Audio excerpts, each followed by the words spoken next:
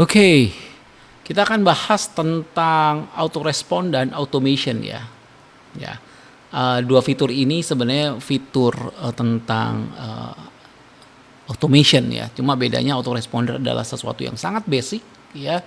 Apa sih autoresponder? Autoresponder ini gini konsepnya, pada saat kita subscribe ya, kita bisa bikin email berkala ya untuk misalnya email hari pertama setelah mereka subscribe dikirim A, hari kedua dikirim B, hari ketiga dikirim C. Nah, itu adalah autoresponder ya. Jadi sebuah jadwal berkala ya dari tindakan seseorang setelah mereka berlangganan. Ya, jadi autoresponder ini jalan hanya pada list pada saat orang sudah aktif. Ya. Oke, cara bikinnya gimana? Simple ya, kita tinggal bikin baru ya. Kemudian di sini kita harus lihat pengaturannya ya. Dia ini autoresponder kita ini misalnya kita bilang onboarding training misalnya ya. Kemudian di sini dia bekerja pada saat orang daftar atau berlangganan di yang mana, misalnya di webinar gitu misalnya. Jadi skenario begini, misalnya orang ikut webinar dan setelah webinar kita kasih company profile kita tentang Doxa gitu misalnya ya. Nah, itu maksudnya autoresponder tuh ya. Terus kemudian hari H dia daftar plus 7 kirim email apa lagi gitu. Nah, jadi kita semua set di sini nih. Ya. Oke. Nah, kita di sini masuk ke konten. Ya, jadi masing-masing ini ada kontennya nih, ya.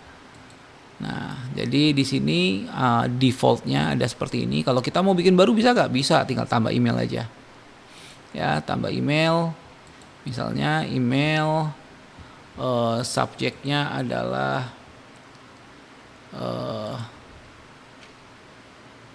introducing Doxa Digital. Bisa seperti ini, ya. Kemudian kita balik ke email builder. Kita udah bahas email builder ya. Pilih template-nya, ini ada template yang kita save, bisa insert, kemudian langsung publish aja pair gitu ya.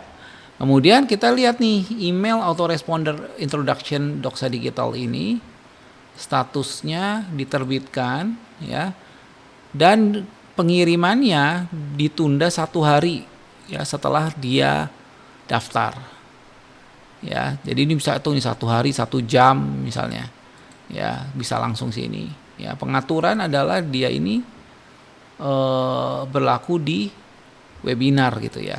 Berlaku di webinar. Oke, ini yang email aktif, kita tinggal simpan. Oh, pengirim kosong. Bentar ya, ada yang di sini pengirimnya pakai yang info Doxa Digital. Sip. Oke, ya. Nah, jadi ini gunanya autoresponder ya. Jadi kita sudah, ini statusnya juga berhenti, ini berarti pause ya. Kalau kita mau jalan tekan on aja, berjalan ya. Coba kita lihat lagi ya, kita rekap. Jadi autoresponder tuh email otomatis untuk ngerespon lah, kira-kira seperti itu ya.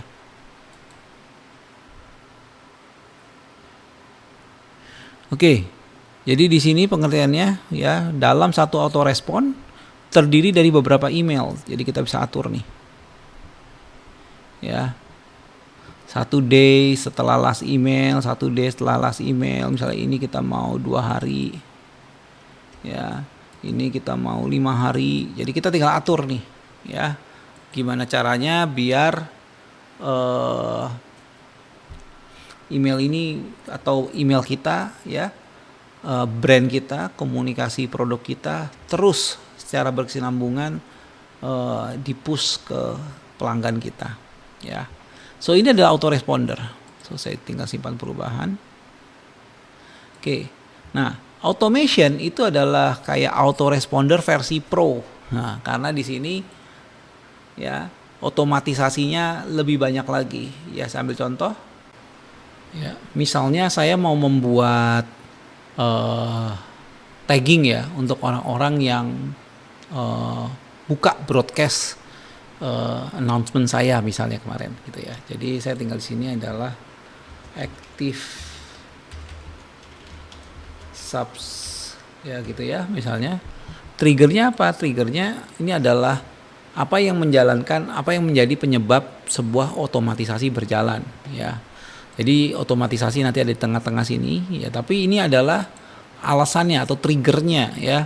Jadi apa yang menjadi trigger gitu ya atau menjadi pemicu dari sebuah otomatisasi ya, kita bisa lihat di sini ada yang broadcast diklik, broadcast dibuka, autoresponder diklik dibuka, sama dia subscribe ya, ada pengunjung situs atau customer yang subscribe atau berlangganan di sebuah list atau daftar ya. Contoh di sini misalnya broadcastnya diklik, nanti dia akan tanya broadcast yang mana nih ya, sebutin aja satu misalnya gini ya. Jadi ada banyak link, kira-kira link ini misalnya diklik simpan ya, berarti kita udah set trigger. Kemudian actionnya apa? Actionnya ya kita bisa klik di sini ya untuk, jadi kita pilih yang response gini ya. Jadi di sini ya, saya hapus, saya ulang ya. Kita pakai yang response ya. Di sini kita bisa pilih tambah tag ya. Tagnya adalah active subscriber seperti ini ya. Ini contoh otomatisasi yang sederhana ya. Jadi kita bisa lebih kompleks lagi. Sebagai contoh ya, saya simpan dulu ya. Oke ya, misalnya saya mau membuat sebuah aksi ya untuk melihat seseorang yang hot leads, warm leads atau cold leads misalnya ya. Jadi saya bikin baru di sini ya, kita cari yang warm leads ya. Jadi di sini ya, di sini tentukan trigger ya, misalnya dia broadcast dibuka, broadcast tentang webinar, jadi dia daftar webinar. Kemudian di sini kita pilih kondisinya ya, broadcast dibuka tadi ya, webinar announcement dalam 1 hari ya. Kalau 1 hari ya, di sini kita sebutannya adalah sama ya, kita bikin tag ya, tambah tag ya, kasih di sini adalah warm leads gitu ya. Sementara kalau broadcast dibuka di hari kedua, hari ketiga, hari keempat, di sini kita sebutnya misalnya cuma sebatas gitu ya. Ya, tambah tag ya. Kita sebut aja misalnya entusias misalnya. Ya, jadi dia buka sih, tapi nggak langsung gitu. Nah, ini udah mulai kompleks ya. Jadi ada yes no, jadi kita bisa kembangin ya. Dan ini adalah fitur yang akan terus dikembangkan oleh kirim email ya. Jadi mungkin pada saat Anda lihat video ini dan pada saat Anda lihat di layar mungkin sudah berubah gitu, karena dari video ini dibuat berapa hari lalu kirim.email sempat membuat announcement bahwa akan ada engine automation baru. Oke. Tapi semoga Anda mengerti konsepnya ya. Jadi kalau autoresponder itu sederhana, ini yang versi pro-nya lah, kita bisa anggap seperti itu. Ya, jangan lupa kalau ini mau diaktifkan ya, ketik di sini, klik ya, dia berjalan. Kemudian jangan lupa disimpan. Oke ya, nah ya, jadi ini ada berjalan berhenti ya. Baik ini nanti bahasa Indonesia ya, running sama stop ya. Kita juga harus perhatikan ini. Kalau mau nyalakan tinggal nyalakan gini aja. Oke ya, jadi materi ini mengakhiri video seri pertama lah ya kalau kita sebutnya, karena ada beberapa materi advance yang mungkin kita tidak bahas. Goalnya adalah di sini kita belajar bagaimana mengoptimalkan ya penggunaan kirim.email untuk bisnis kita ya. Jadi kita sudah bahas dari awal setup akunnya, apa itu list ya, formulir untuk dapatkan subscriber baru ya, cara broadcast sama otomatisasi dalam bentuk autoresponder maupun automation di sini ya. Dan ini baru mungkin 40% lah yang bisa dilakukan oleh kirim email. Ada banyak hal yang bisa dilakukan seperti integrasi, kirim webhook dan lain sebagainya. Nanti kita akan bahas di kesempatan lain.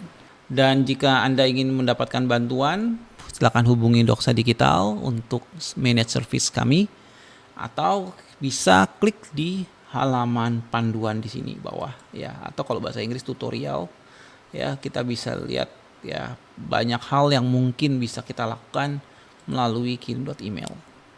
Oke, saya Victor, sukses untuk kita semua. Bye bye.